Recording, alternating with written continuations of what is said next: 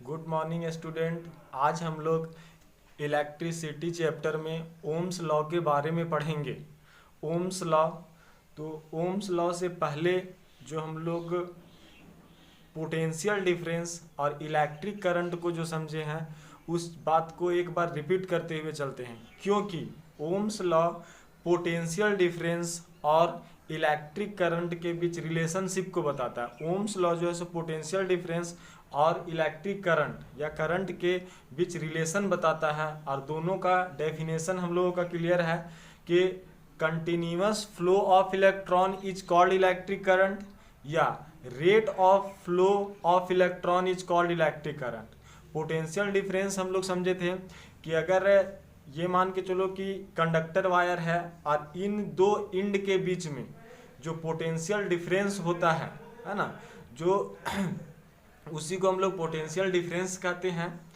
तो Ohm's law हम लोगों को बताता है कि if any conductor potential difference is V and current passes through it is I, then according to Ohm's law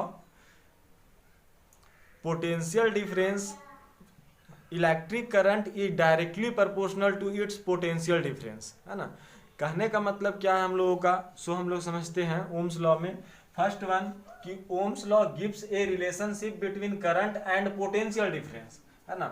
तो if the potential difference across the two ends of terminal, है ना, ये मान के चलो कि हम लोगों के पास एक कंडक्टर वायर है और इसका टू एंड्स है, इन दोनों एंड के बीच में जो पोटेंशियल डिफरेंस है उस पोटेंशियल डिफरेंस को हम लोग V मान ले रहे हैं।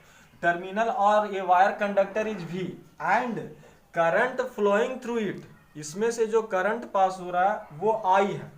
Then according to Ohm's law potential difference, है ना, अकॉर्डिंग टू ओम्स लॉ ये बताता है कि पोटेंशियल डिफरेंस जो इसका है वो डायरेक्टली प्रोपोर्शनल होगा करंट का।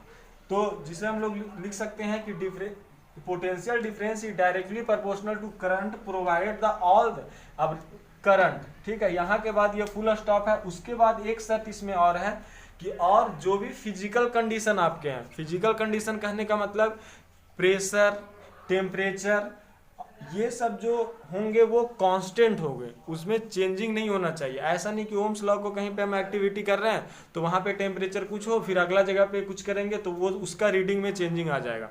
एक बार फिर से रिपीट करते हैं। ओम्स लॉ जो है सो रिलेशन बताता है, वो पोटेंशियल डिफरेंस और करंट के बीच में बताता है, और ओम्स लॉ जो है सो डायरेक्टली प्रोपोर्शनल होता है। Potential difference is directly proportional to current, है ना।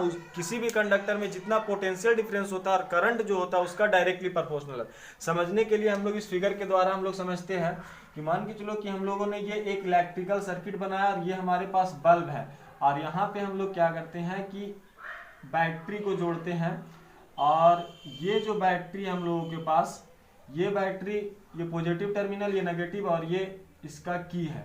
यहाँ पे बैटरी हम लोगों ने 2 वोल्ट अप्लाई किया, और यहाँ पे मान के चलो कि 0.2 एम्पियर करंट पास होता है, 0.2 एम्पियर करंट पास हुआ।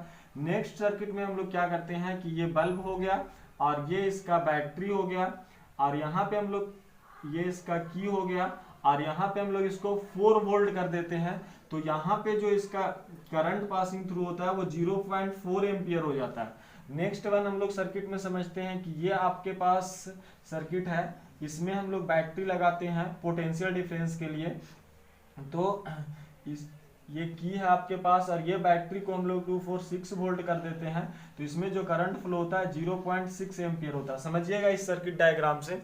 इस सर्किट डायग्राम से हम लोग क्या कर रहे हैं कि हम लोग जानते थे कि पोटेंशियल डिफरेंस सर्किट में मेंटेन करने के लिए हम लोग बैटरी को लगाते हैं। बैटरी को लगाने के साथ हम लोग ये मानते हैं कि ये जो सर्किट है इसमें जो पोटेंशियल डिफरेंस जो है वो 2 वोल्ट का है, तो करंट 0.2 एम्पियर फ्लो करता है। उसके बाद हम लोगों ने जब इसको 4 वोल्ट, पोटेंशियल डिफरेंस को 2 वोल्ट से 4 वोल्ट कर दिए तो 0.4 एम्पियर करंट फ्लो करता है, और जब हमने इसे 6 वोल्ट कर दिया तो यह हमारा 0.6 एम्पियर करंट फ्लो करता है। तो ये जो है सो इंक्रीजिंग, जो अगर पोटेंशियल डिफरेंस को हम लोग इंक्रीज कर रहे हैं तो वो डायरेक्टली प्रोपोर्शनल में ये क्या होता है, आपका फ्लो ऑफ इलेक्ट्रिक करंट बढ़ते चला जाता है। इसका अगर हम लोग ग्राफ बनाते हैं ओम्स लॉ का, अगर इसी को हम एक टेबल के रूप में अगर बना दें तो ये टेबल बनेगा आपका कोई भी इलेक्ट्रिक सर्किट है जिसमें से V इधर लिख रहे हैं और I इधर लिख रहे हैं। वेन जब हम लोग वोल्ट को 2 रखे है ना, ये वोल्ट में है, वोल्टेज इन वोल्ट, तो ये 2 है, फिर 4 है और ये 6 है, तो करंट आपके पास 0.2 ये एम्पियर में है आपका, और ये 0.4 और ये 0.6। अगर इसको हम लोग ग्राफ ड्रॉ करते हैं तो इधर अगर ये वोल्ट रिप्रेजेंट करता है, इधर अगर ये आई रिप्रेजेंट करता है ये लाइन, तो ये हम यहाँ पे वोल्ट को लिख रहे हैं कि वोल्ट हमारे पास है 2 वोल्टेज पोटेंशियल डिफरेंस और ये 6 है। यहाँ पे बात करेंगे तो ये 0.2, 0.4 और ये 0.6। यहाँ से जब वेन हम लोग 2 वोल्ट अप्लाई करे थे तो यहाँ पे 0.2 एम्पियर करंट फ्लो करा, इसका ग्राफ ड्रॉ कर रहे हैं। 4 वोल्ट जब हम लोग अप्लाई करे थे तो 0.4 एम्पियर करंट फ्लो करा, और जब 6 वोल्ट अप्लाई करे तो 0.6 एम्पियर करंट। जब हम लोगों ने इसका ग्राफ ड्रॉ किया तो यह स्ट्रेट लाइन आता है। तो ओम्स लॉ का जो ग्राफ ड्रॉ होता है वह स्ट्रेट लाइन होता है। अब एक बार फिर से रिपीट करते हैं इसको हम लोग। ओम्स लॉ जो होता है वो Ohm's law gives the relationship between potential difference and electric current, है ना। जैसे जैसे किसी भी सर्किट में हम अगर पोटेंशियल, ऐसे समझते हैं अपना भाषा में कि जैसे जैसे हम सर्किट में अगर पोटेंशियल डिफरेंस को इंक्रीज करते हैं वैसे वैसे electric current directly proportional increase होते चला जाता है।